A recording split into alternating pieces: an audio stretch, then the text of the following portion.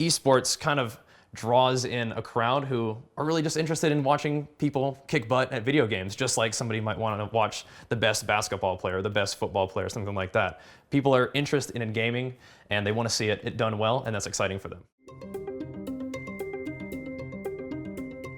Hey guys, Natasha from Forbes here, and we're back with a brand new episode of The Business of Influence.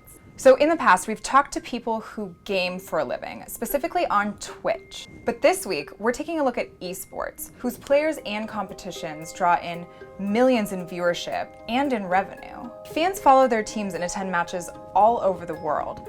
But despite growing popularity, esports organizations are still plagued with the question, is this a sport? I don't think people should be making millions of dollars to be sitting in front of a TV playing video games. I think it's kind of silly. It's kind of like poker, right? I mean, it's the same thing, right? Can you play online poker against people, right? I mean, I would definitely go watch somebody who was top of the line at their craft in video games.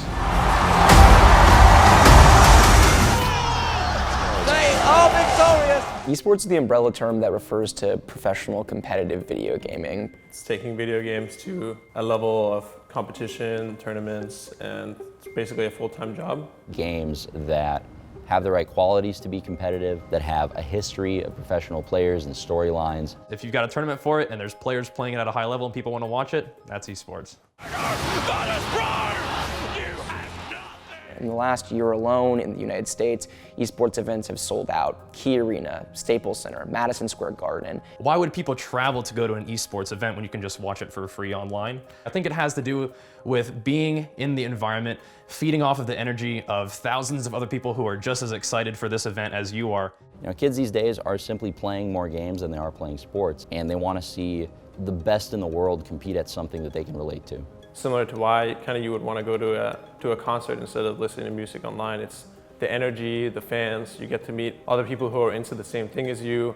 There are just a lot of relationships and friendships that can be built through that. That's the game! TSM goes to 4-5! Most popular esports are League of Legends, which is the most popular PC video game in the world. They have more than 100 million monthly active users. He gets the quadra kill! They did close to $2 billion in revenue last year on a free-to-play game. The strike comes in. Counter-Strike, Overwatch, Dota. The one that sort of sticks out to me is BlizzCon. Welcome to BlizzCon! And for each of these games, you have your own competitive ecosystem, so they all have their own Super Bowl, if you will. For Dota 2, it's the international. The total prize pool of that event was $25 million, which is roughly twice as much as was given away on the PGA Championship occurring on the same weekend, so not bad. You could definitely say the sponsorship money is the biggest flow of money through esports right now. A lot of the sponsorships comes to the teams, and then that increases the player's salary, and the salary works with the sponsors as well. In more recent time, there has been more individual sponsors. It's hard for some people to wrap their heads around, but this is a nascent set of professional sports which are growing at an alarming rate. And with that comes jobs, some of which involve players, the superstars, making millions of dollars. For me and all my teammates, it's our full-time job. It pretty much consumes all of our lives. We barely have any free time to see friends, families, girlfriends. It's important to stay healthy, not just your mind, but also your body. Otherwise, you won't be able to play like 10, 14 hours a day. Sponsorships, prize money, media rights deals project that esports will make around $700 million in 2017 and is growing at roughly 30 to 40% year over year. So by 2020, we're looking at roughly $1.5 billion of revenue. They've done it! They are going to BlizzCon! I understand that there's some controversy about labeling video gaming as sport.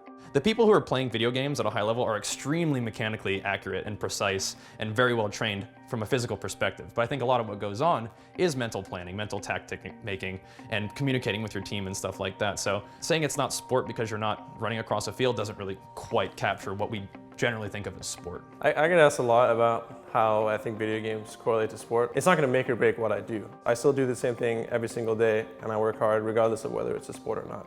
That's it for this episode. So who are your favorite esports players? Let us know in the comments below, and don't forget to check out next week's episode of The Business of Influence.